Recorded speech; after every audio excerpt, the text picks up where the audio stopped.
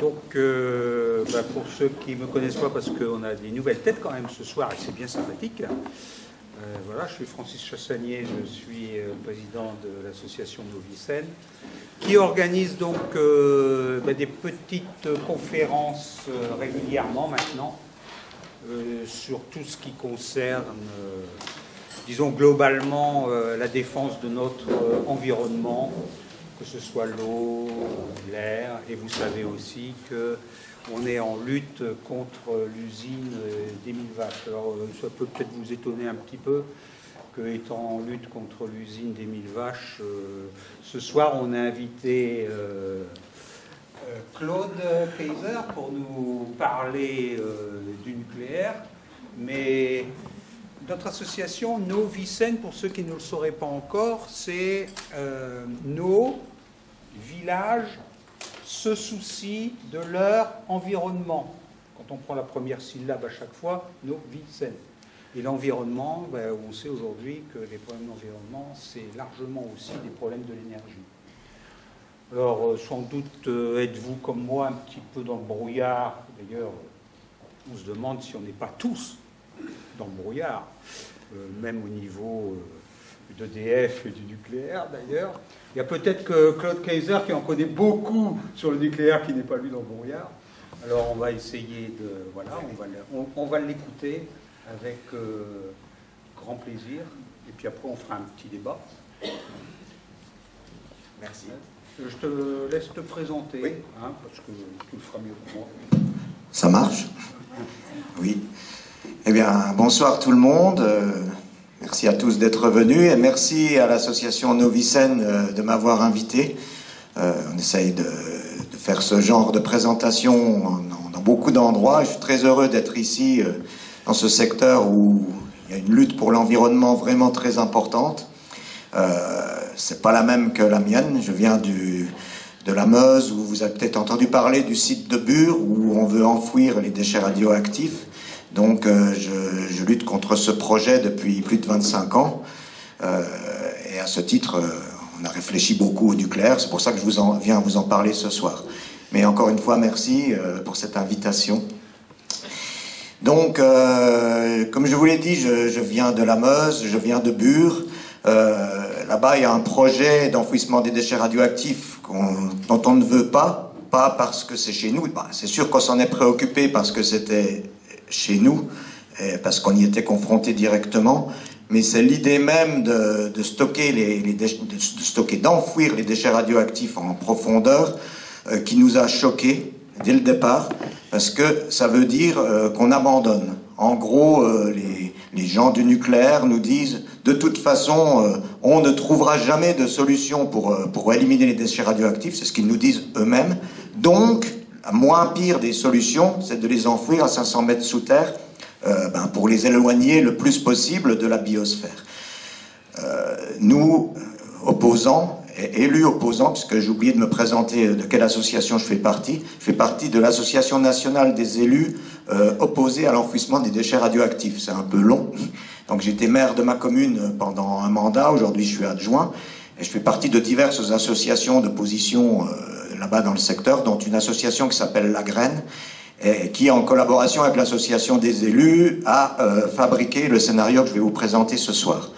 Donc j'en reviens à ce que je disais, c'est qu'on ne veut pas que ces déchets soient enfouis, parce que ça veut dire qu'on abandonne tout espoir de les éliminer vraiment. La science fait de nombreux progrès aujourd'hui, qui dit que dans 100 ans, elle n'aura pas trouvé le moyen d'éliminer ces déchets. S'ils sont enfouis définitivement, parce qu'on ne peut plus récupérer, une fois qu'ils sont enfouis, c'est terminé, eh bien c'est foutu pour les générations futures, avec les risques que ça remonte, puisque partout où il y a eu des enfouissements dans le monde, ça a toujours remonté. Et donc on ne veut absolument pas laisser faire ça. On veut laisser une chance à la science, et on pourra en parler à la fin de la réunion après le nucléaire, pour vous dire un peu les solutions qu'on propose. Mais ce n'est pas le sujet de ce soir. C'était juste pour me présenter, pour vous dire d'où je viens. Et donc, quand on a commencé à lutter contre l'enfouissement de ces déchets, produits par le nucléaire, on n'était pas tous anti-nucléaires. Parmi nous, il y avait des gens qui trouvaient que c'était très bien que notre énergie soit produite par le nucléaire. Mais tout naturellement, on en est venu à se poser la question logique de la production de ces déchets. Puisque quelles que soient les solutions qui seront retenues pour ces déchets, ça sera difficile. Il faudra mettre de l'énergie humaine, de l'énergie économique, de l'énergie scientifique. Donc moins il y en aura à gérer, plus ça sera facile. Ou moins difficile.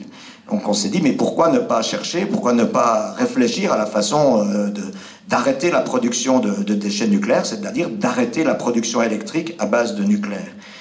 Et en y réfléchissant, en regardant les chiffres, en faisant des études, on s'est rendu compte que on est tous devenus antinucléaires en fait, même les plus réticents à cette cause se sont dit, enfin dans mon association en tout cas, se sont dit, oui, il y a moyen, c'est possible.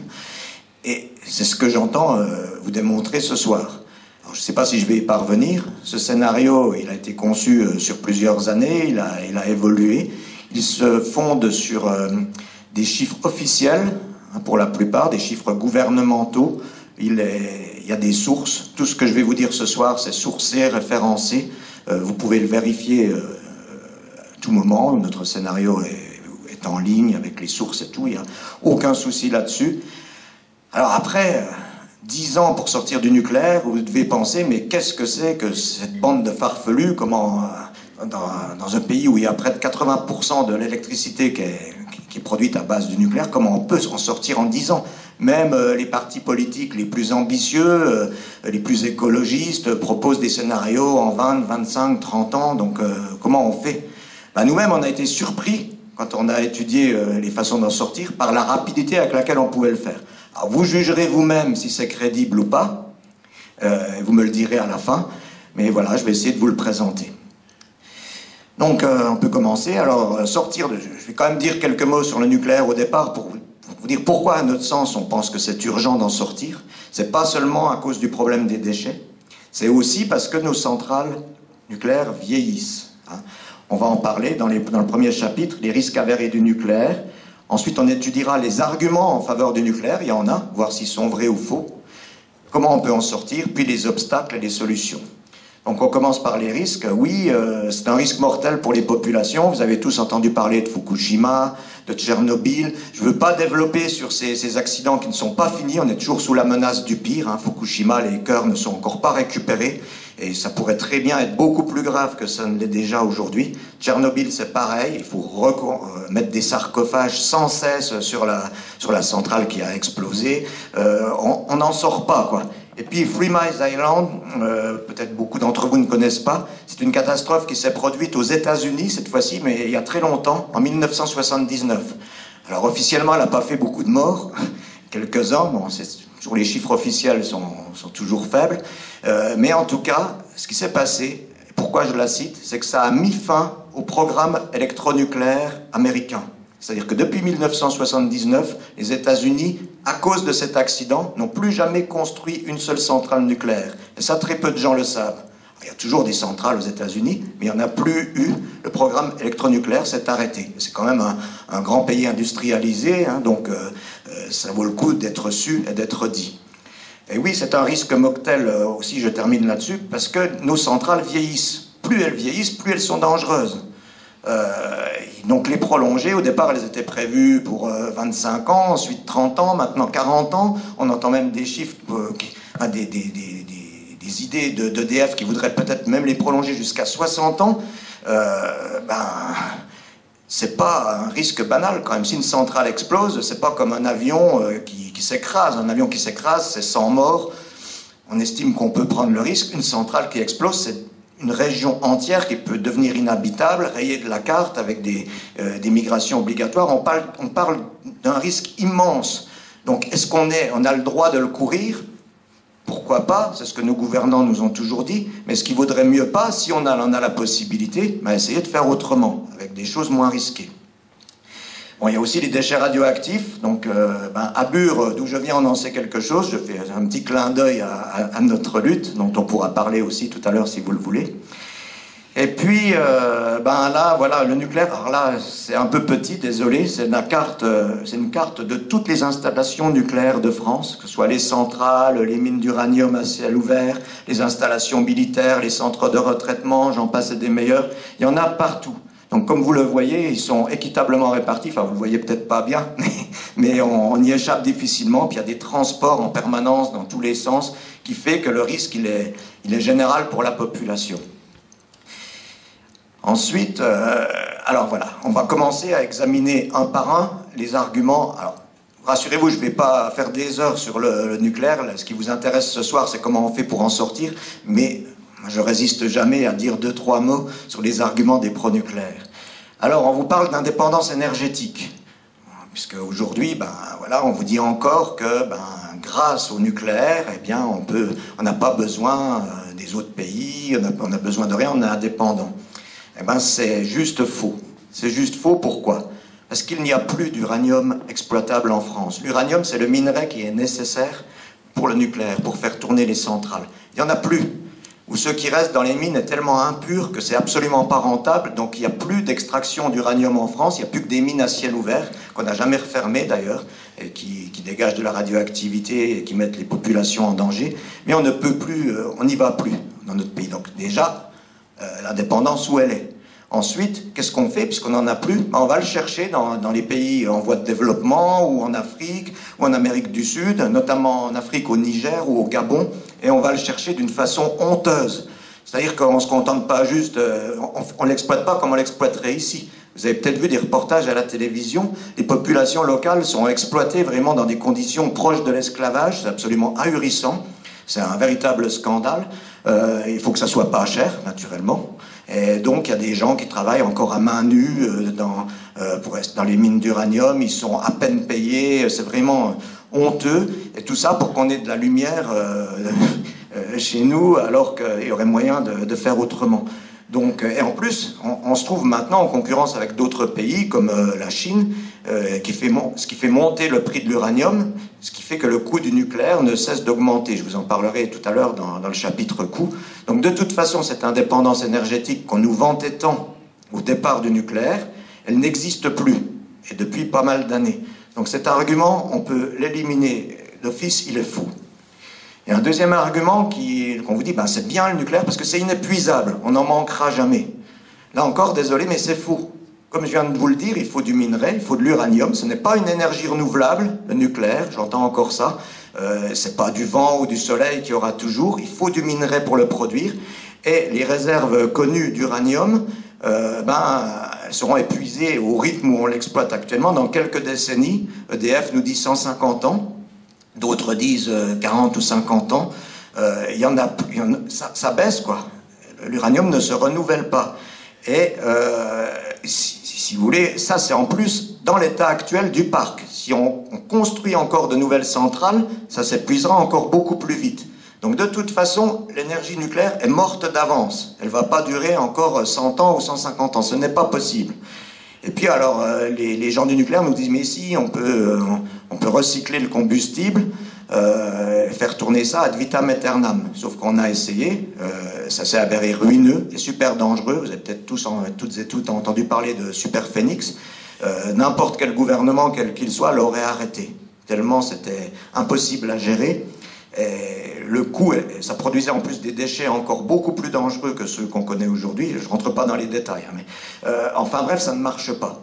Donc l'énergie nucléaire n'est absolument pas inépuisable, ça ce n'est pas vrai. Ensuite, on vous dit que c'est bon marché. On est content parce qu'en France, on a sur nos factures une électricité pas chère. Eh bien là encore, c'est faux. C'est faux. Les tarifs en France, il faut le savoir, sont à peine inférieurs à la moyenne européenne. Il y a des pays européens qui n'ont absolument pas de nucléaire, ou très peu, et qui sont moins chers que nous. Bon, c'est vrai qu'on est un peu inférieur à la moyenne, mais on n'est pas les moins chers. Et en plus, dans le coût que vous avez sur votre facture, on n'intègre pas, ou très peu, ce qui va venir. C'est-à-dire, il faudra démanteler les centrales, ou les entretenir, comme on va en parler tout à l'heure. Il faudra gérer les déchets, comme on veut faire à Bure. Ça va coûter des dizaines, voire des centaines de milliards. EDF provisionne des sommes ridicules. Ils ont provisionné 22 milliards d'euros pour nos 58 réacteurs. En Angleterre, ils ont 35 réacteurs. Eux, ils ont provisionné 135 milliards d'euros. Donc, où est l'erreur? Ça veut dire que le coût que vous avez sur votre facture, il est faux. il va falloir payer beaucoup plus cher. Alors, ça ne sera peut-être pas sur la facture EDF, mais ça sera sur vos impôts et sur l'impôt de nos enfants et de nos petits-enfants. Donc au final, avec ce que ça comporte comme obligation de se défaire de la dangerosité des déchets, ce qu'on appelle l'aval du cycle, le démantèlement des centrales et tout cela, eh bien ça va s'avérer, ça s'avère déjà d'ailleurs, l'énergie la plus chère de l'histoire. Donc l'argument de l'énergie bon marché, il est vrai ponctuellement sur la facture, mais à une échelle globale de plusieurs décennies, il est totalement faux. Ensuite, on vous dit que le nucléaire lutte contre le changement climatique. Désolé, mais c'est encore faux. C'est encore faux parce que dans le monde, la part de l'énergie nucléaire est négligeable. J'ai vu sur le tract de Novicen que c'était marqué que c'est 2% de l'énergie mondiale. On est en train de passer sous les 1% à l'heure où je vous parle. C'est-à-dire que la part de l'énergie nucléaire dans le mix énergétique mondial est tellement faible qu'elle n'a aucun impact, ou alors vraiment très peu à la marge, sur l'émission des gaz à effet de serre. Et si on voulait que ça ait vraiment un impact, il faudrait développer le nucléaire à fond, et couvrir la planète de centrales, ce qui est impossible, vu qu'on n'a pas l'uranium pour le faire. Donc non, ce n'est pas vrai. Le nucléaire ne lutte pas contre l'effet de serre, ou il y lutte tellement peu que vraiment, bon, en France, c'est vrai qu'on a une énergie électrique, je ne parle pas du reste de l'énergie, parce que c'est que l'électricité qui est produite par le nucléaire, donc c'est moins pire au niveau de l'effet de serre que le charbon ou le gaz et tout ça, mais c'est juste en France, et en plus ce n'est pas neutre, parce que quand on construit les centrales, quand on extrait le minerai, quand on le transporte, quand on le distribue, quand on le transforme, tout ça, c'est un impact au niveau de l'effet de serre. C'est pas zéro. Quand on vous dit que les centrales nucléaires produisent zéro effet de serre, c'est faux. Ça en produit quand même. Il n'y a aucune activité qui produit zéro effet de serre. Donc de toute façon, au final, ça n'a que pas ou très peu d'influence sur le changement climatique. Il y a d'autres moyens beaucoup plus importants qu'il faudrait mettre en œuvre au niveau des transports, au niveau de l'habitat et tout, et du commerce mondial pour que le changement climatique soit impacté. Le nucléaire n'y joue à peine. Donc c'est faux. Ensuite, l'argument habituel, arrêt du nucléaire égale retour à la bougie. Je suppose que vous l'avez tous entendu, celui-là, toutes et tous. Alors là, il n'est pas faux, il est archi faux. Il est archi faux, comme je vais essayer de vous le démontrer d'ailleurs. L'exemple du Japon est éloquent. Après Fukushima, un an après Fukushima, les 53 réacteurs, il y a 53 réacteurs au Japon, nous on en a 58. Les 53 réacteurs ont été arrêtés, un an après. Avez-vous entendu dire que les importations de bougies aient grimpé en flèche depuis le Japon? Je ne pense pas. Ils ont réussi à s'en sortir, ils l'ont produit autrement, ils ont fait des économies d'énergie en un an. En un an, ils ont économisé près de 20% de leur énergie électrique consommée, sans revenir à la bougie. Ils ont pris des mesures de bon sens, comme l'extinction des publicités lumineuses, des choses comme ça. Ils ont utilisé d'autres sources d'énergie, pas toujours les meilleures, mais enfin, ils ont réussi. Donc, ils ne sont pas revenus au Moyen-Âge. Et puis, comme va vous le montrer, je l'espère, la suite du scénario, les énergies renouvelables ont un potentiel et une efficacité infiniment supérieure à celle du nucléaire. Vous allez le voir. Donc cet argument, pour nous, il n'est pas faux, il est archi faux. Alors voilà, j'arrête avec mon petit laïus antinucléaire et on rentre dans le vif du sujet. Comment on fait? C'est bien beau. Alors, il y a deux moyens. Ces deux moyens, là, vous les avez toutes et tous entendus. C'est réduire la consommation électrique et développer les énergies renouvelables. Ça, c'est bateau, tout le monde le dit. Mais comment on fait concrètement, nettement? Et ce qu'on veut aussi, c'est de ne pas culpabiliser les gens, pas vous demander d'éteindre vos lumières systématiquement. Je ne dis pas qu'il ne faut pas le faire, il faut faire attention chez soi, mais ce n'est pas la somme de ces petits comportements individuels qui va emporter le morceau. Donc il ne s'agit pas de revenir à la bougie, justement. On garde notre confort de vie, on ne se culpabilise pas, on fait de notre mieux, c'est tout. Et puis aussi, on veut concilier ça avec la diminution de la production de gaz à effet de serre. Parce qu'on vous dit souvent, ah ouais, mais si on sort du nucléaire, naturellement, on va revenir au charbon, tout ça, ça va augmenter le gaz, comme en Allemagne. Eh ben non, c'est pas vrai. Nous, notre scénario, il fait diminuer la production de gaz à effet de serre de 7,3 millions de tonnes équivalent en pétrole par an, tout calcul fait. Donc on peut faire les deux. On peut à la fois sortir du nucléaire et réduire l'émission de gaz à effet de serre. Je fais une petite parenthèse sur l'Allemagne. Quand on vous dit l'Allemagne arrête le nucléaire en 2022, ah oui, mais à quel prix? Ils rouvrent les centrales à charbon. C'est absolument faux. C'est absolument faux.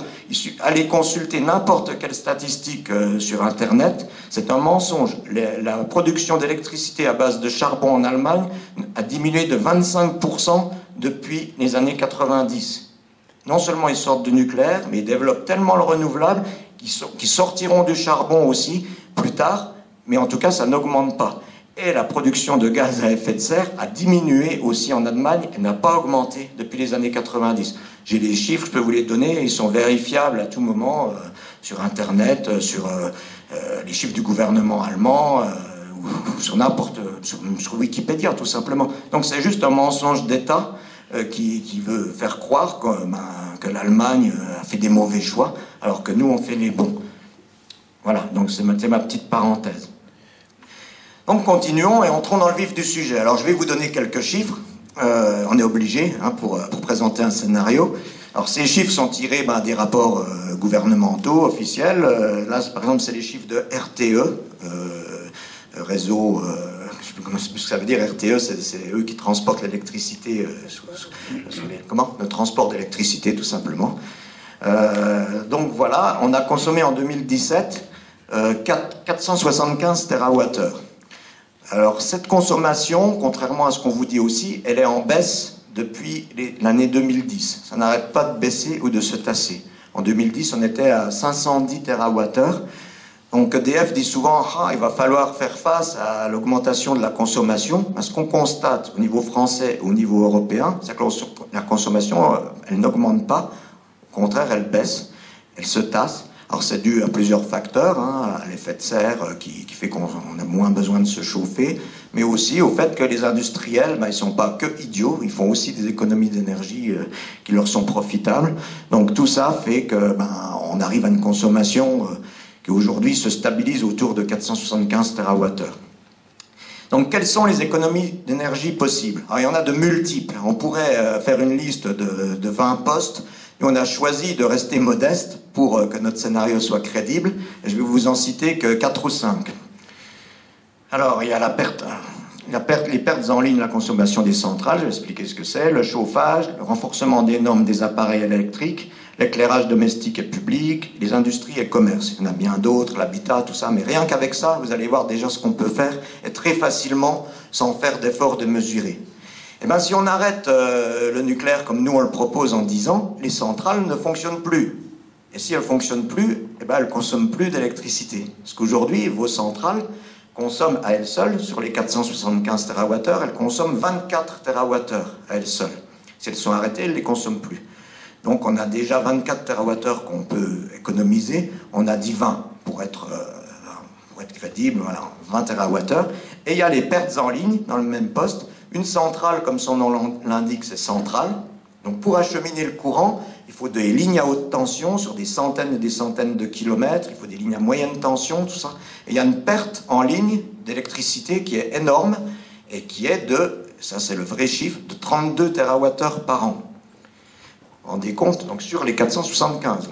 Donc on a déjà 24 plus 32, on a déjà 3, 2, 5, 56 TWh qui sont bouffés rien que par la production électronucléaire elle-même. Et bien sur ces 32 TWh, nous on estime que si on fait des énergies renouvelables qui sont locales, donc il y a moins besoin de les transporter, si on rénove les transformateurs, vous pourrez lire ça dans notre scénario, quand vous l'aurez à la fin, eh bien on peut au minimum du minimum économiser un quart de ces 32 TWh, c'est-à-dire 8. Au minimum, ça peut être beaucoup plus. Donc les 20 économisés sur les centrales, plus les 8 sur les pertes en ligne, on a déjà 28 TWh qui mécaniquement, mathématiquement, si on sort du nucléaire, on les économise. Donc ce chiffre-là, on ne peut pas le rater. En fait, c'est plus, mais voilà, 28 TWh qui de fait seront économisés.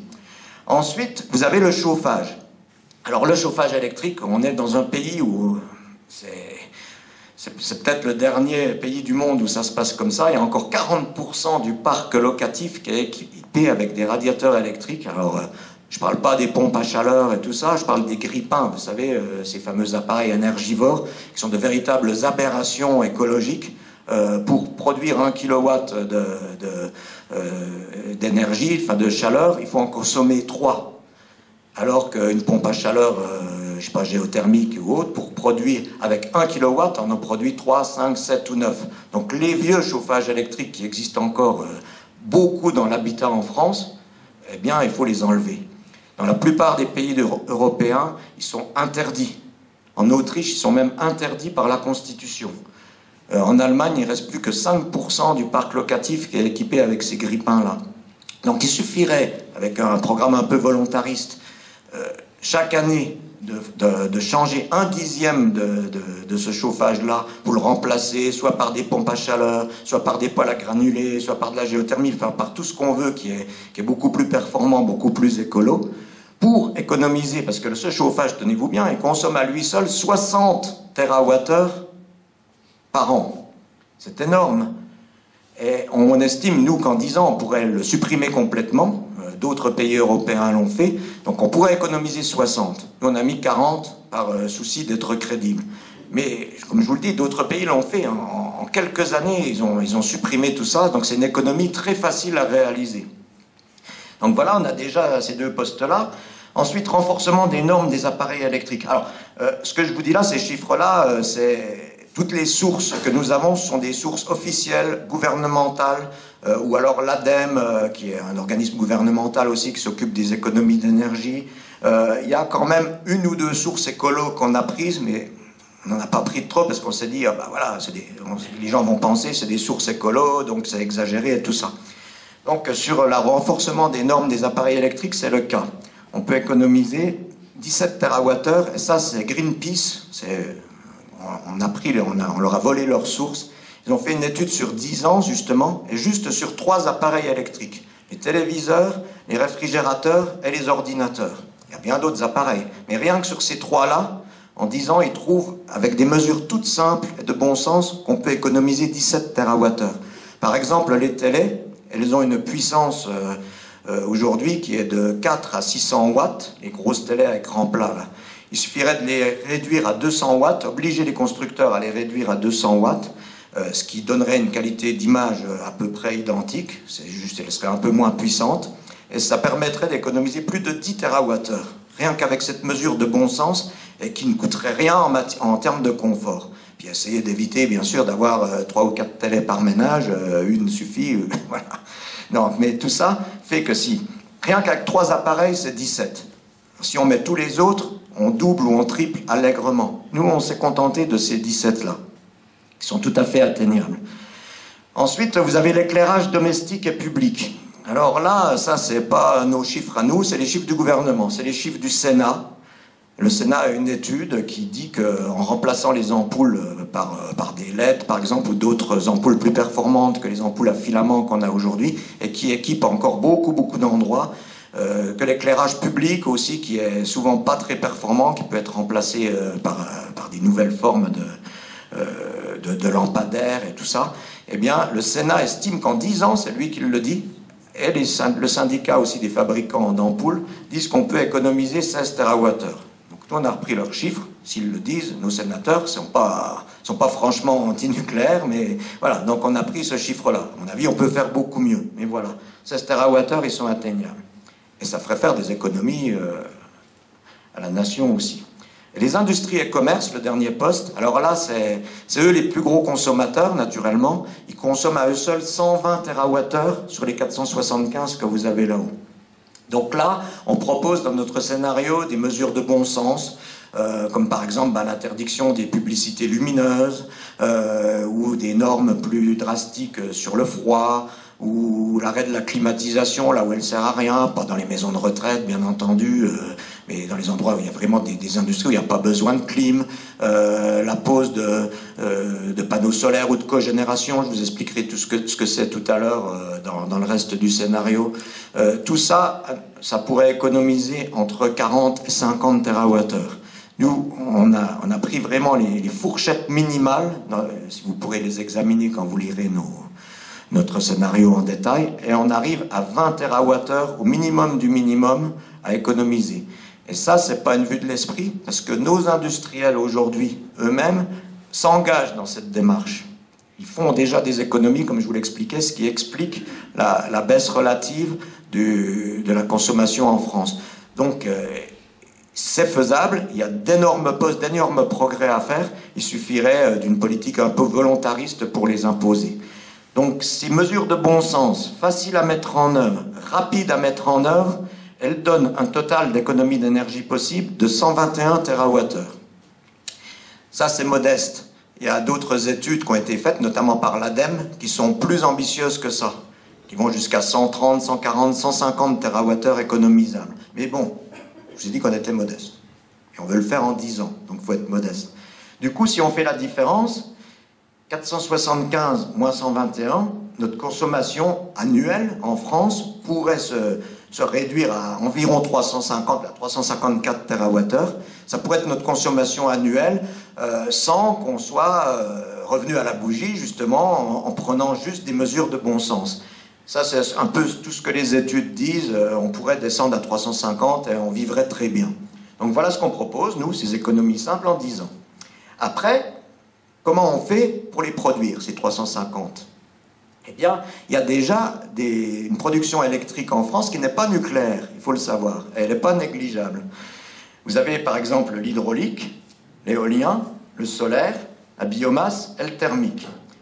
Alors, l'hydraulique, en 2017, a produit 54 TWh. C'est à peu près constant, voire même davantage certaines années. C'est les barrages, vous savez. L'éolien a déjà produit 24 TWh, c'est pas rien. Le solaire, seulement 9. La biomasse, je ne sais pas si tout le monde sait ce que c'est les matières organiques, que ce soit les pailles des champs ou les déjections animales qui sont compostées, méthanisées et qui produisent de l'énergie. Vous avez peut-être entendu parler des méthaniseurs par ici. Rassurez-vous, ça ne figure pas dans notre scénario pour la suite. On a pensé à vous. Mais bon, il y a déjà 9 TWh qui sont produits chaque année. Et puis vous avez le thermique. Le thermique, c'est le méchant, ça, c'est pas la bonne énergie, hein, c'est le gaz, le charbon, donc ça produit de l'effet de serre, mais on a ça. Nous, on propose de sortir du thermique, mais plus tard. Donc, dans notre scénario, quand on additionne déjà ce qui existe, ça, on l'a chaque année à portée de main. On a à peu près, chaque année, grosso modo, 150 TWh qui ne sont pas nucléaires. Ça, on peut compter dessus tout de suite, là, maintenant. Donc, si on fait la différence entre notre consommation totale actuelle, nos économies d'énergie et la production non nucléaire, eh ben, on trouve qu'en 10 ans, pour réussir notre pari, il faut qu'on trouve une production électrique renouvelable de la différence, ça fait 204 TWh. Voilà, on doit trouver à installer dans les 10 ans qui viennent une production capable, enfin des installations capables de produire 204 TWh par an. Alors on va essayer. Tout de suite, on passe à la suite du scénario. Alors, je vais vous proposer, pareil que tout à l'heure, quelques postes. Ils ne sont pas tous là. Je ne vais pas parler de méthanisation parce que, de toute façon, dans la sauce, on n'est pas d'accord. On pense que la matière organique doit rester au maximum au sol et pas servir à produire de la chaleur ou de l'électricité, enfin, le moins possible. Donc, il y a l'éolien, 76 TWh. Ça, c'est ce qu'on peut atteindre très, très facilement en 10 ans. Vous allez me dire comment on peut faire pour atteindre ça, c'est pas possible. Ben si, en Allemagne, ils installent chaque année 4600 mégawatts de puissance éolienne. Ils ont un potentiel de vent bien inférieur au nôtre. Nous, si on propose de suivre un rythme inférieur à eux, on a installé simplement 4200 mégawatts par an. Si on prend, avec ces 4200 mégawatts, ça équivaut à peu près à entre 100 et 150 éoliennes par département ruraux, comme le mien, la Meuse, on en a déjà 250, donc nous, pas la peine d'en mettre plus, mais il y a des endroits où il n'y en a pas. Et bien avec ça, en prenant les vents les plus faibles possibles, c'est-à-dire sur des estimations fausses, en prenant des facteurs de charge les plus faibles possibles, on arrive au minimum à 76 TWh, en suivant un rythme inférieur à celui du développement des autres pays européens. Donc, ce chiffre-là est incontestable, on peut le faire. Pour l'éolien offshore, c'est-à-dire sur la mer, c'est pareil. On a le meilleur littoral de toute l'Europe. En En Allemagne, toujours, je prends l'Allemagne comme référence parce qu'ils le font, en suivant un rythme d'installation de je ne sais plus combien, c'est de 3600 mégawatts par an, nous, on propose de suivre simplement 3200, donc moins que l'Allemagne. On fait toujours moins que l'Allemagne, moins vite qu'eux. Et en faisant moins vite qu'eux, et en le faisant régulièrement pendant 10 ans, en prenant les vents les plus faibles qui soient, c'est-à-dire des estimations minimalistes, on a vraiment minimisé nos chiffres, on arrive à un chiffre de 56 TWh. On n'a pas pu faire moins. On aurait bien voulu faire moins, mais en suivant des rythmes possibles, atteignables, économiquement et scientifiquement, on arrive à ça. Ensuite, vous avez la micro-hydraulique. La micro-hydraulique, eh ben ça, c'est les petites rivières où on pourrait installer des petites installations, des micro-barrages. Et là, il y a un rapport parlementaire qui a été fait par les parlementaires eux-mêmes qui montre qu'on peut avoir, c'est un peu décalé, 9 TWh de... Il ne faut pas construire de nouveaux barrages, c'est des catastrophes écologiques aussi si on en fait des nouveaux, mais les petits barrages le long des petites rivières et autres petits cours d'eau, eh ben, il y a un potentiel de 9 TWh. Alors là, il y a les pêcheurs qui me disent souvent, ben non, ça va pas parce que c'est dangereux pour les poissons, d'autres qui disent que non, c'est pas dangereux, enfin je sais pas m'y retrouver, mais en tout cas, ce potentiel existe, et puis vous allez voir qu'à la fin, qu'on a tellement de marge que si on veut pas le faire, ça on n'est pas obligé. Mais bon, il existe. Et ça, c'est un rapport officiel du gouvernement qui le dit. Le solaire. Alors, le solaire, c'est l'énergie qui a le potentiel le plus phénoménal. Chaque jour sur Terre, le soleil envoie plus de 10 000 fois la consommation totale de l'humanité. Plus de 10 000 fois la consommation totale, toute énergie confondue, hein, pas seulement électrique. Si on en captait une infime partie, on résoudrait tous nos problèmes énergétiques. Alors, on ne sait pas encore faire, mais les technologies progressent à grands pas. Je vais encore prendre l'Allemagne, je vous présente mes excuses, mais eux, ils ont installé en 10 ans 37 TWh de production solaire, en 10 ans. Nous, on propose d'en installer 29. En quoi faisant? Simplement, chaque année, sur tout le bâti neuf, c'est à peu près 100 km² qui se bâtissent chaque année. Alors ça peut être pas forcément des maisons, hein, c'est surtout des supermarchés, des ombrières de parking, tous les trucs qui sont moches, vous savez. Ben, si on couvrait simplement 1/5 chaque année de ces surfaces, si on imposait qu'il y ait des panneaux solaires dessus, avec les techniques solaires d'il y a 5-6 ans, elles ont beaucoup évolué aujourd'hui, et avec, on a pris l'ensoleillement du nord, c'est-à-dire le moins favorable, l'ensoleillement d'ici. On n'a pas compté le sud, on arrive à ce chiffre minimum de 29 TWh en 10 ans. Encore une fois, l'Allemagne l'a fait 37 dans le même délai. Donc c'est pas du tout farfelu, c'est complètement faisable. On aurait pu mettre beaucoup plus de solaire dans notre scénario. Ah, la géothermie. Alors la géothermie, c'est la production d'électricité ou de chaleur avec des sources d'eau chaude qui sont dans le sol. Alors 4 petits térawattheures, vous allez dire pourquoi ils nous citent ça, c'est ridicule. C'est juste pour vous parler d'une anecdote, une petite digression, ce qui nous est arrivé à Bure. Parce qu'à Bure, là où ils veulent mettre les déchets radioactifs, nous autres, les opposants, on a découvert qu'il y avait une source d'eau chaude, beaucoup plus bas encore, à 1000 mètres de profondeur, qui pouvait être utilisée par les hommes. Et on a découvert aussi qu'il y avait une directive européenne qui interdit tout stockage de produits toxiques, quels qu'ils soient, à la verticale d'une source d'énergie potentielle. Donc on se dira à la bonne heure, il y a cette eau chaude juste en dessous de Bure, eh bien on va apporter le paix, on va prouver que cette source existe, et puis ils vont être obligés d'arrêter le projet, parce que c'est la loi. Donc on a demandé une étude pour prouver que cette source existait, était bien performante. On l'a obtenue au bout de 5 ou 6 ans. Et elle a été faite par l'exploitant lui-même, Landra. Landra, c'est ceux qui mettent en œuvre le projet, ce qui est déjà incroyable. C'est l'exploitant lui-même à qui a été confiée l'étude. Premier scandale. Et puis donc ils ont mis 2-3 ans avant de la rendre, cette étude.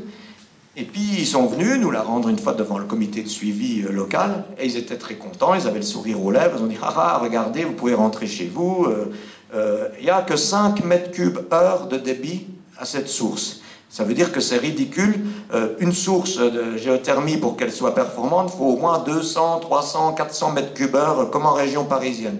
Donc vous voyez bien, vous nous avez raconté n'importe quoi, vous les opposants, vous êtes toujours les mêmes à raconter des balivernes. Alors on était bien déçus. Sauf que dans nos rangs, il y a des géologues et des scientifiques, et il y en a qui ont examiné le rapport de l'Andra, et ils se sont rendus compte, alors vous n'allez pas me croire, parce que c'est absolument incroyable, que l'Andra avait descendu dans leur puits de forage une pompe dont le débit maximum était de 5 mètres cubes heure. C'est-à-dire qu'ils ne pouvaient absolument pas trouver plus. Quand on vous dit ça, vous dites c'est pas vrai, c'est pas possible. Ben si, ça existe là-bas en Meuse. Et alors, voilà, alors nous quand on a vu ça, on a hurlé au scandale et on a demandé une contre-expertise. Et eux, au bout de 3 nouvelles années, on a obtenu cette contre-expertise. Et c'est un cabinet suisse qui s'appelait GeoWatt qui est venu la faire. Et lui, il a trouvé 400 mètres cubes heure. C'est-à-dire qu'ils avaient carrément triché d'un facteur 80. Et voilà, et c'est à ces gens-là qu'on confie la gestion des produits les plus dangereux jamais créés par l'humanité. Ça fait peur. Donc on les a traités de menteurs, on les a mis au tribunal, on a perdu, c'est comme ça que ça marche. Je pense que vous connaissez un petit peu la musique par ici. En tout cas, ils ont continué comme avant. Et le Suisse, là, qui a fait l'étude, nous a dit « Ah là là, si on avait ça en Suisse, je peux vous dire qu'on l'exploiterait rapidement, parce qu'on n'a pas des sources de cette qualité. » Et alors, en Suisse, ils ont décidé dans les 10 ans qui viennent de produire 4 TWh d'énergie électrique par la géothermie. Donc c'est pour ça que j'ai mis 4, parce que si les Suisses peuvent faire 4 avec des sources médiocres, ben nous, ici en France, on pourrait faire beaucoup mieux que ça. Donc en fait, c'était pour l'anecdote, hein, c'était juste pour vous raconter ce petit épisode qui est quand même effrayant et affligeant. Alors ensuite, il y a la cogénération. La cogénération, peut-être que tout le monde ne sait pas ce que c'est.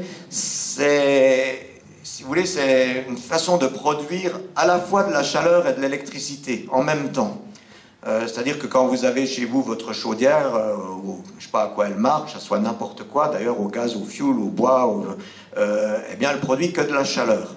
Il existe un système qui est vieux comme le monde, qui s'appelle le moteur Stirling, enfin pas comme le monde, mais qui a plus de 100 ans, qui permet en même temps que la chaleur de récupérer l'énergie qui se perd sous forme de vapeur et autres, et de fabriquer de l'électricité par la même occasion. C'est-à-dire qu'avec la même quantité de combustible, on produit à la fois de la chaleur et de l'électricité. Et ça, c'est pas très connu, mais n'empêche que c'est très usité. Au Danemark, par exemple, ils produisent 25% de leur électricité avec la cogénération. Et ça, c'est possible au niveau de l'habitat individuel. Il y a de la micro-cogénération, ça veut dire que vous pouvez très bien vous adapter sur votre chaudière existante des petits moteurs Stirling, c'est en vente. Il y a des chaudières qui sont vendues tout équipées. Ça peut se faire au niveau de l'habitat collectif, ça peut se faire au niveau des salles polyvalentes. Dans mon coin, à Bar-le-Duc, eh bien, vous avez le centre social qui est éclairé avec la cogénération. Et puis dans l'industrie, bien sûr. Les industriels s'y intéressent beaucoup d'ailleurs parce que, évidemment, l'investissement est peut-être un tout petit peu plus élevé, mais ça fait des sacrées économies sur le long terme.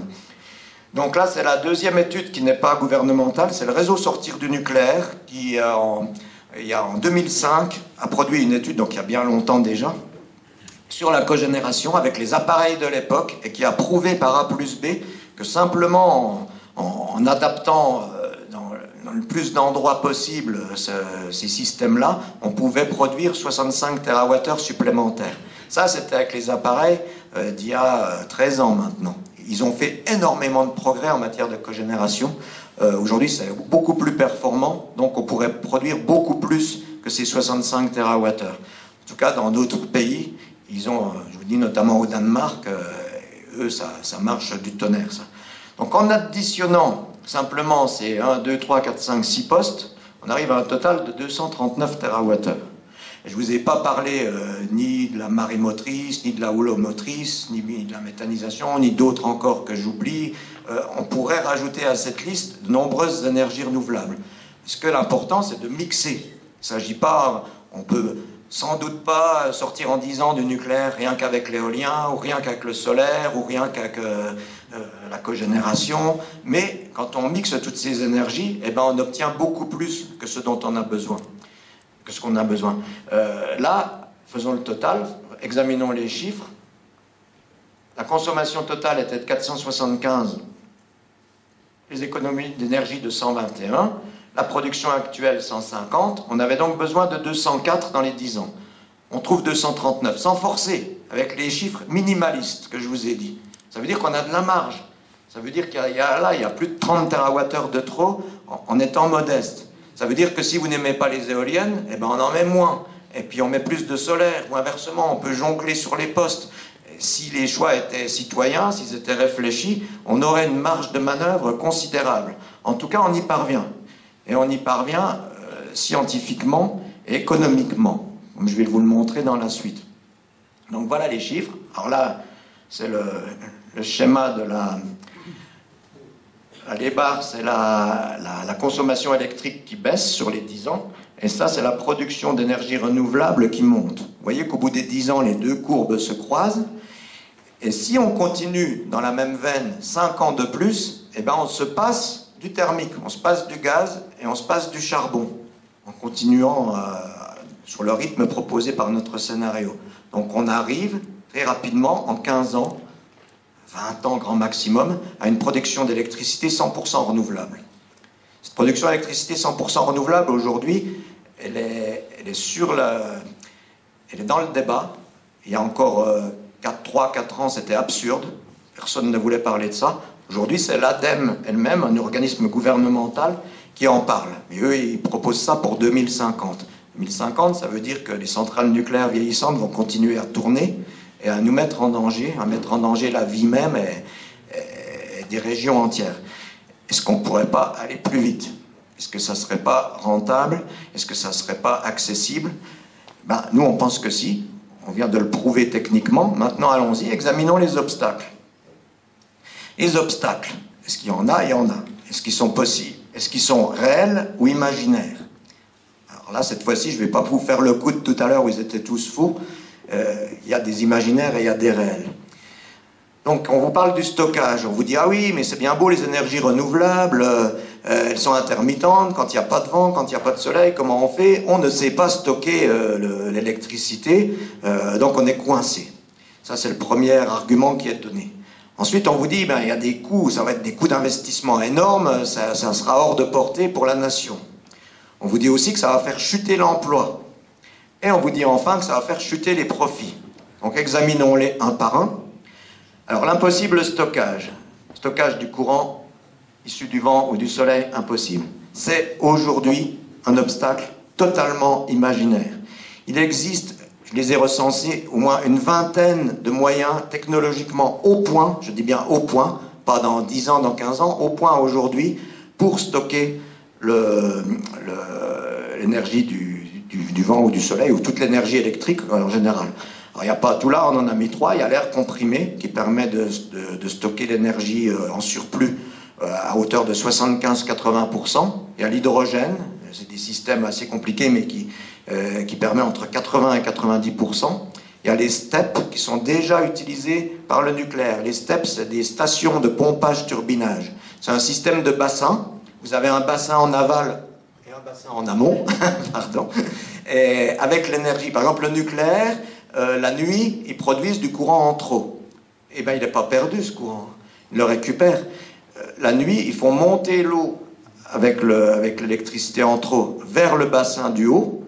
Et le lendemain, ils ouvrent le bassin du haut, ils font tourner une turbine, ils ouvrent les vannes, et la turbine produit de l'électricité. Et avec ça, ils récupèrent 80 à 85% de l'énergie électrique stockée.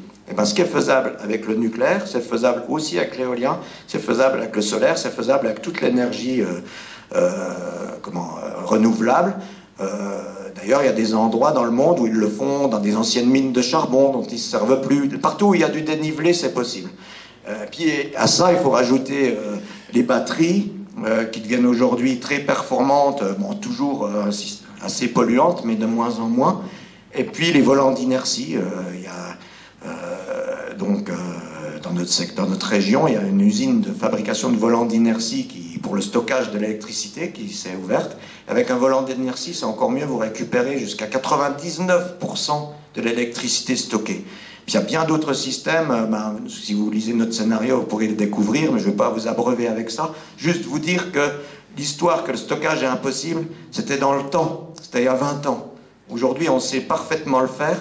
Et l'investissement nécessaire pour le faire ne serait pas énorme par rapport aux investissements globaux. Ensuite, on vous dit que ça coûterait trop cher pour faire tout ce qu'on a dit, là, pour installer toutes les installations d'énergie renouvelable. C'est faux, c'est imaginaire.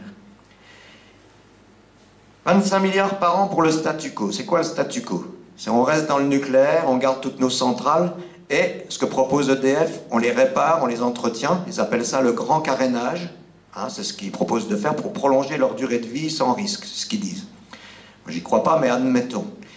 Nos députés ont sur leur bureau un rapport de l'agence Wise Paris, que vous pourrez consulter, qui dit que si on veut faire le grand carénage d'EDF, dans les 10 ans, ça va coûter 250 milliards d'euros.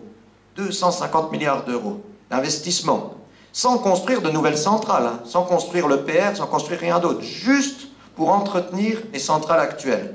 250 milliards d'euros, ça veut dire 25 milliards par an, sur 10 ans. On est bien d'accord. Et nous, avec notre scénario, en tapant fort, on n'a pas minimisé les coûts, je peux vous garantir. On a compté le coût des panneaux solaires d'il y a 5 ans, 10 ans, le coût des éoliennes il y a 5 ans, 10 ans, le coût de la cogénération d'il y a 5 ans, 10 ans, et ça, c'est en perpétuelle baisse. Eh bien, en comptant le coût de nombre d'euros au mégawatt installé, on arrive au maximum à 12 milliards par an. Même si on s'est trompé d'un tiers, on n'arrive pas à ce que va nous coûter le nucléaire sans installation nouvelle.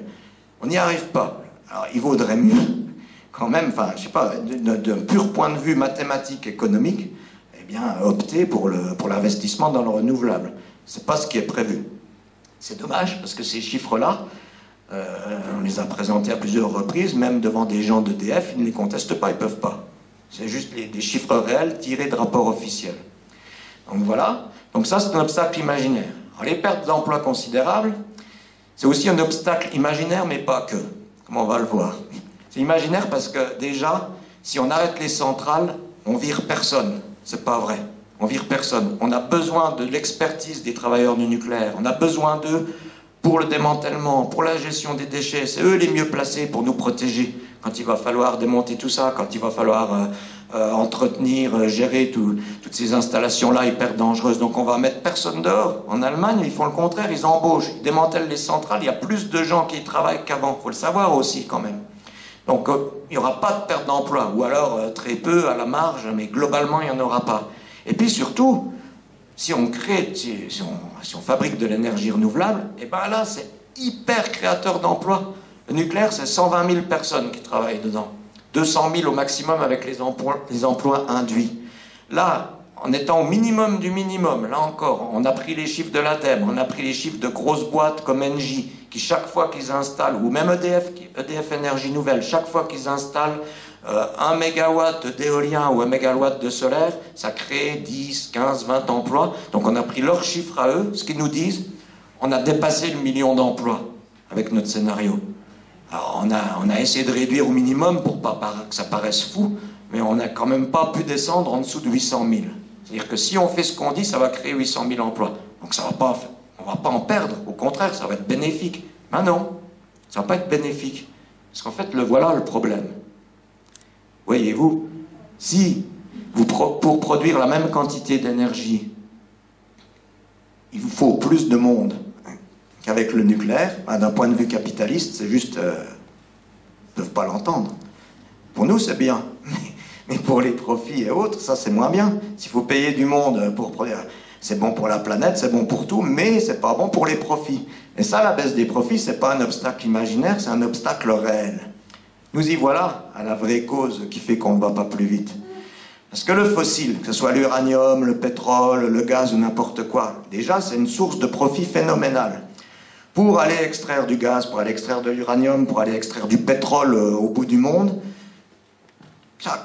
on l'extrait, première plus-value pour l'industriel. Ensuite, il le transporte, deuxième plus-value. Ensuite, il le transforme, troisième plus-value. Ensuite, il le distribue, quatrième plus-value. C'est-à-dire que c'est le jackpot pour eux. Ils ne peuvent pas trouver mieux. Ce qui veut dire que tant qu'il y aura une goutte de pétrole, tant qu'il y aura un gramme d'uranium, ben, il y aura des gens qui se battront pour les exploiter jusqu'au bout, quel que soit le risque que ça fait courir à l'humanité, à cause du profit. Alors que le renouvelable, eh ben, le renouvelable, c'est pas pareil, c'est gérable en local. Du vent, du soleil, de l'eau, de l'air, il y en a partout dans le monde entier. Et ça leur fait peur, parce que ça pourrait nous donner des idées. On pourrait peut-être se passer d'eux. On pourrait peut-être, on va en parler dans la suite, faire des centrales communales ou intercommunales, des choses comme ça. Donc ça, c'est pas bon. C'est le principal frein qui est en train de s'estomper, parce qu'ils sont obligés d'y venir, tellement que le nucléaire est ruineux aujourd'hui. On est passé, là j'ai des chiffres.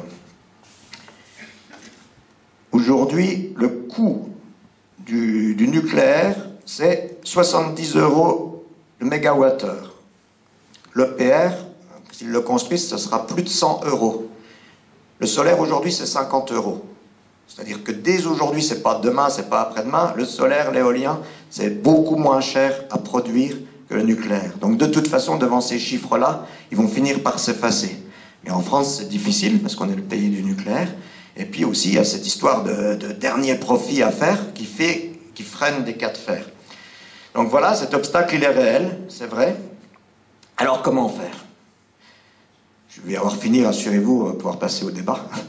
Et on propose des choses qui vont peut-être vous paraître folles ou exagérées, mais bon voilà, un monopole public de l'énergie. Alors ça ne veut pas dire forcément un monopole d'État, hein, parce qu'on a vu que des fois l'État, ce qu'il faisait, c'était pas terrible. Monopole public, ça veut dire public, c'est-à-dire que ça nous appartienne à toutes et à tous, au travers des collectivités qu'on a, des communes, des associations de communes, des cantons, pourquoi pas des régions, mais ça serait le plus haut niveau. Mais voilà, on peut le faire grâce aux renouvelables, ça peut être local.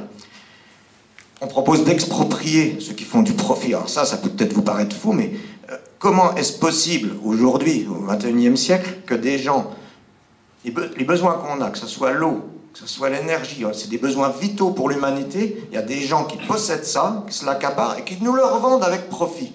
Je ne sais pas ce que vous en pensez, nous, c'est quand même choquant, alors que c'est des biens communs de l'humanité, c'est nous qui devons les exploiter, doivent nous appartenir, et on est tout à fait capable de le faire. Un maillage territorial, c'est-à-dire que grâce aux renouvelables, eh ben, on peut faire ça. La centrale, comme son nom l'indique, c'est central. C'est-à-dire que ça va concentrer l'emploi, l'activité dans des secteurs bien précis, alors que le renouvelable, ben, ça permet tout naturellement que des gens restent au pays, travaillent partout, que les jeunes s'installent, et ça permet une gestion démocratique en local, parce que, ben oui, on peut gérer un parc solaire en régie communale. Il y a des communes qui le font. En Alsace, il y a une commune qui s'appelle Ungersheim qui a installé un parc solaire qui est parvenu à l'autonomie énergétique totale pour plus de 2000 habitants. Il y a des petits exemples un peu partout comme ça en Europe. Donc on peut le faire. On a la possibilité. Ça nous ouvre un champ de possibles. Ça nous permet de réfléchir à une autre façon d'envisager nos vies.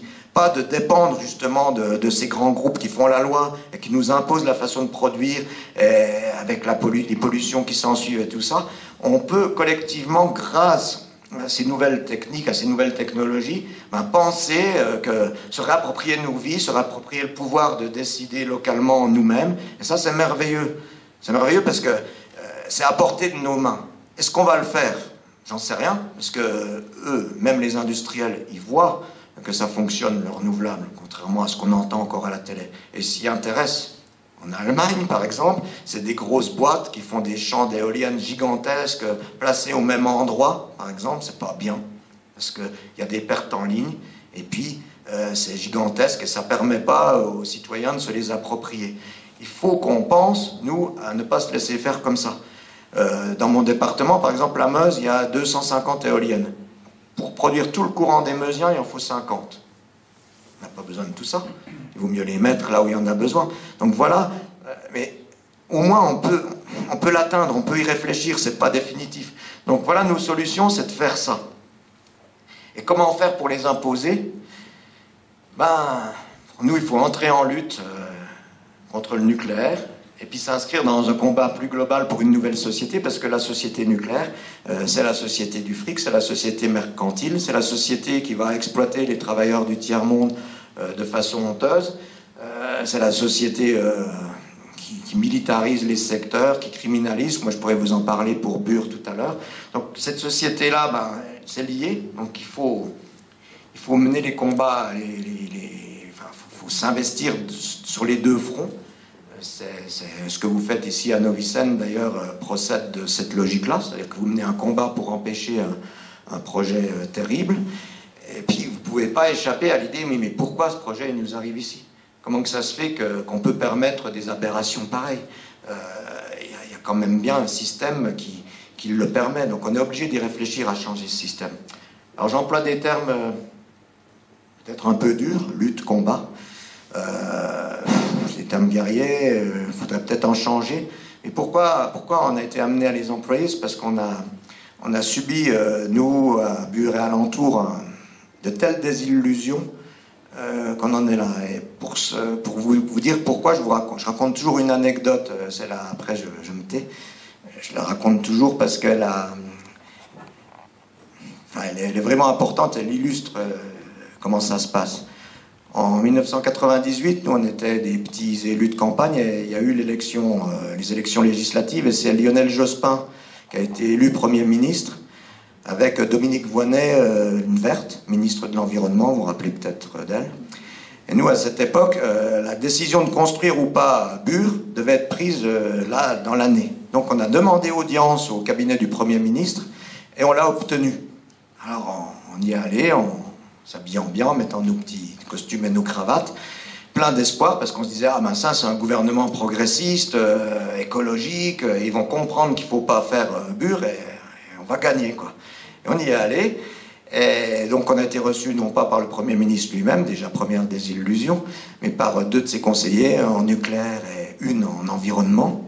Et puis le collègue qui était avec moi a commencé à exposer nos arguments, on avait tout préparé soigneusement, et cette dame, je la revois encore, nous a fait un geste de la main en disant, écoutez, arrêtez, vos arguments, on les connaît, et ce sont de bons arguments, vous avez raison. Elle a développé à notre place. Elle dit oui, il ne faut surtout pas enfouir les déchets nucléaires, mais oui, bien sûr que c'est dangereux, bien sûr qu'il faut les garder en surface, près des lieux de production, bien sûr qu'il faut laisser une chance à la science, bien sûr que la technologie n'est pas au point, c'est pas ce qu'il faut faire. Comme encore mieux qu'on aurait pu le faire nous-mêmes. Donc on était stupéfaits, on l'écoutait, et elle a terminé son exposé en disant je suis d'accord avec vous, et je vais même vous dire mieux, Lionel Jospin est d'accord avec vous, aussi, on en a discuté avant la réunion pour la préparer, et il n'y a aucun doute, vous avez raison. Alors, bon, on était comme des imbéciles, je dis alors, madame, je lève le doigt, je dis, madame, alors on va pas avoir Bure? Elle dit, ah, si. Je dis, pourquoi? Je dis, enfin, vous allez comprendre, vous êtes des petits élus de province, certes, des petits villages, mais voilà, vous allez comprendre, imaginez, vous avez du mal à boucler vos budgets de fin d'année, imaginez qu'une entreprise très polluante veuille venir s'implanter dans votre commune. Votre première réaction, ça va être de dire, bah non, on n'en veut pas, c'est la santé de nos habitants, tout ça. Mais voilà, les industriels en question vont vous promettre du sonnant et du trébuchant, vont vous promettre des emplois, vont faire pression sur les élus du coin, vont tisser des liens, vont peut-être même tisser des liens avec les conseillers municipaux. Et petit à petit, ce lobbying, puisque ça s'appelle comme ça, eh ben, il pourrait très bien porter. D'ailleurs, vous avez certainement des exemples dans vos régions, dans vos secteurs où ça a marché. Ah oui, on a ça. Eh ben, un gouvernement, c'est pareil qu'une petite commune. Un gouvernement, il faut savoir qu'aujourd'hui, ben, à l'époque, c'était pas Areva, c'était Cogema. Ils sont tous les jours à notre porte parce qu'ils veulent le trou de Bure, parce qu'ils veulent prouver eh bien, que le nucléaire ça marche bien, qu'on sait gérer les déchets, qu'on a la solution définitive. Donc ils viennent vraiment et il y a 120 000 emplois à la clé, il y a de l'argent, ils font un lobbying terrible. Et puis dans le gouvernement, il y a des gens comme M. Strauss-Kahn, comme M. Fabius, qui sont très liés aux industriels du nucléaire et qui font pression sur Lionel Jospin pour qu'il accepte le projet. Eh bien, désolé de vous le dire, mais aujourd'hui, eh ben, Lionel Jospin, il n'a pas le rapport de force pour arrêter Bure.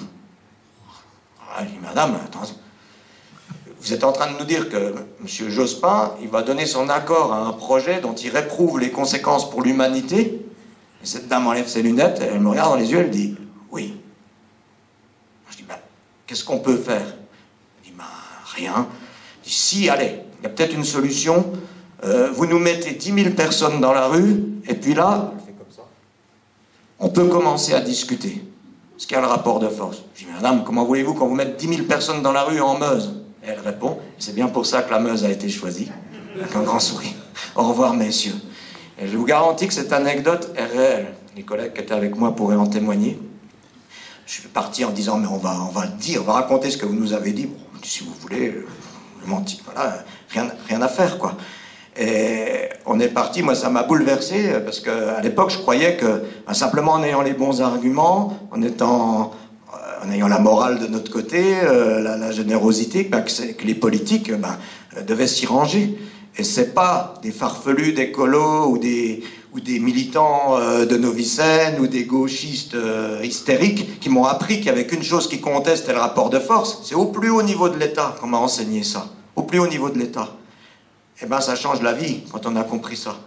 Moi, depuis, j'ai consacré une partie de ma vie et de mon énergie à y travailler, à ce rapport de force, à essayer qu'on soit de plus en plus nombreux. Alors, c'est malheureux, c'est pour ça qu'on emploie des termes comme ceux-là. Moi, je voudrais bien qu'il en soit autrement, que ce soit le bon sens et la morale qui l'emportent.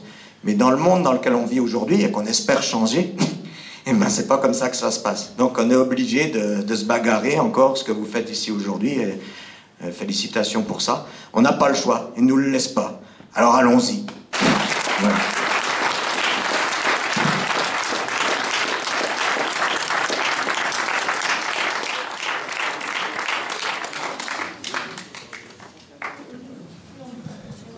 Voilà, si vous voulez poser des questions.